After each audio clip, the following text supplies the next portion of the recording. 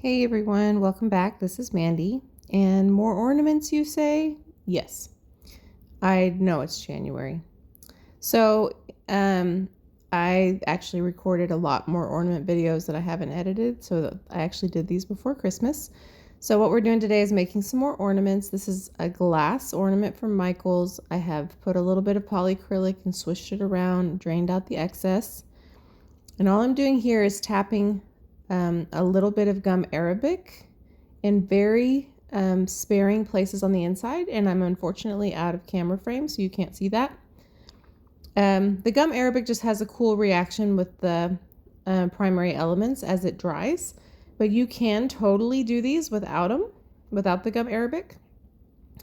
All I'm doing now is just tapping the ornament on the meaty part of my hand to spread that around.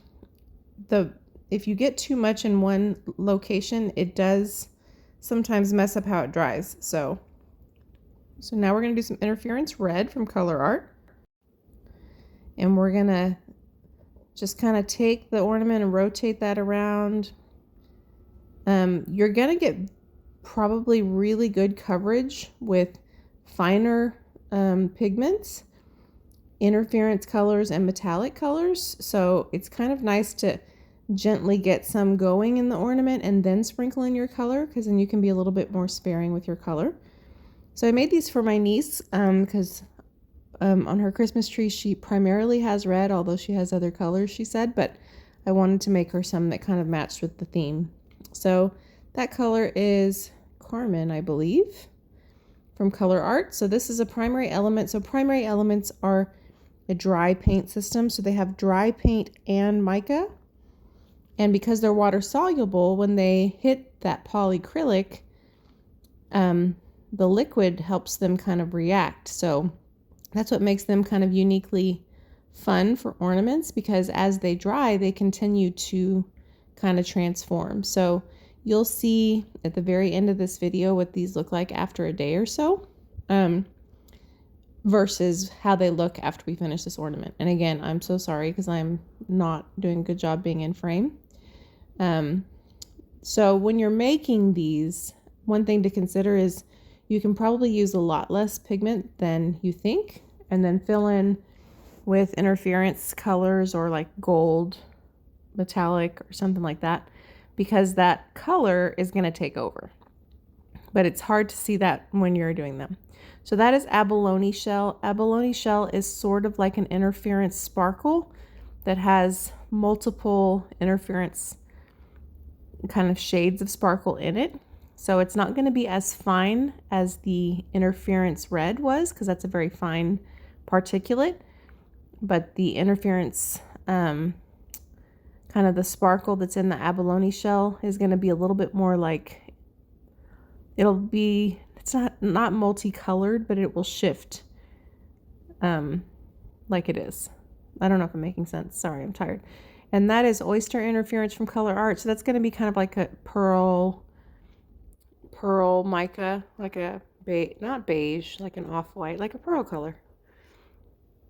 And so I kind of wanted them to be red and white, but that Carmen is a beautiful color. And as it's all drying, it's going to take over. But you get kind of the different shades because of all the detail we put in. But I still think these turned out really beautiful. So I'm going to show you a close-up of what it looks like in a second, and then we'll do one more together, and then hang out to the end, and I'll show you a little brief snippet of what they look like when they were all done as a set. They're really pretty. We're just making sure we have enough coverage. You got to be careful because these are glass, to tap on the meaty part of your hand. Very important, because you certainly don't want to cut yourself. I did cut myself when I broke one on my hand once. So, learn from me. All right, we're just getting the coverage.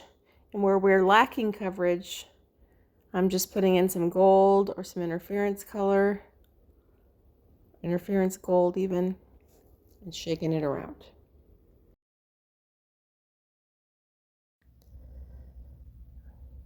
So there's a couple of spots that I still need to cover. And if I recall correctly, I got some, like, too much xanthan gum in one spot, and I kind of broke it up with a popsicle stick so that the pigment could kind of break through there. I think I did that on one of these. This may not have been the video. So now I'm just putting some gold mica in there just to kind of fill in the gaps.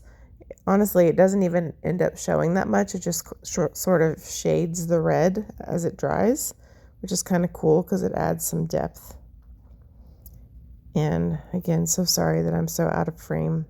I was standing right over the camera so that I could see, but it was hard to see through the camera and see what I was doing, so I got out of frame a little bit. Oopsies. So right now it kind of looks crazy, right? So this is the close-up, but wait till it continues to develop, and you can kind of see in those spots in, like, the white part where it's sort of starting to expand a little bit. So you can see how it's going to keep kind of transforming. That's what's really neat about the primary elements. So here's the second one. We're only going to do 2 together. So we've got the polyacrylic on the inside, tap, tap, tap, tap, and gum arabic, just kind of, I'm very lightly putting it in a couple spots. One spot has a little bit too much, and I'm trying to break it up. But again, you can do this without gum arabic. And Colourarte also sells Bind and Resist, which kind of accomplishes the same thing. So, but you can do it without it. I just think it's kind of neat the way it reacts. But you can easily put too much, and it can cause issues. So this time, last time I started with the interference red, this time I'm starting with the Carmen and kind of putting it in some places and then filling it in. So none of them, there's like no wrong way to do it. If you start with color, then typically what I do is kind of try to deliberately put splotches of color around and then fill in the gaps with the interference or the metallics or a lighter contrasting color. All of it works. But, you know, the one benefit of starting with the color is it absorbs into that polyacrylic a little easier. But I think I'm doing interference red now. Or Abalone shell, that's probably interference red. Anyway, so it absorbs into the polyacrylic a little easier, but that also causes the color to spread out more. So, like I said, none of it's right or wrong. It's just kind of experimenting. But these are so fun to make, and I still have tons of them. So, and I still have videos I've done that I haven't edited from before Christmas.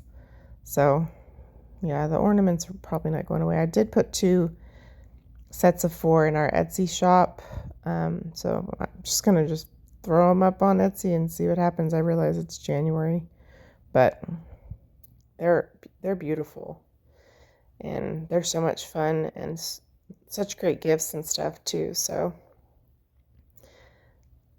right now it kind of looks like a candy cane, but it's amazing how as they dry and the color continues to kind of absorb into that polyacrylic, it's amazing how much that deep, rich color can take over. So if you're looking for it to be an accent, you want to be way less heavy-handed with the rich colors. Like, I'm probably using way too much, but I was just having a big time, you know. And look at that beautiful color. All right, so I'm going to show you up close how this one ends up, and then I'll show you very briefly a little clip of them after they dried and probably 1 or 2 days later before I gift wrapped them.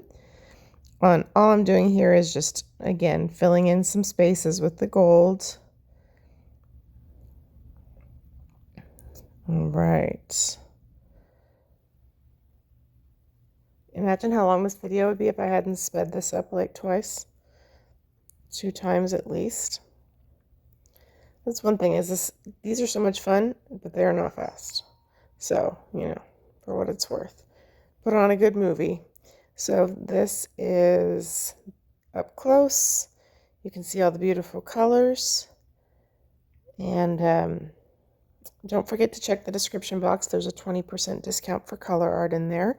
So this is after a couple of days. You can see there's some depth of color, but a lot more red than they started. Anyway, thanks for watching.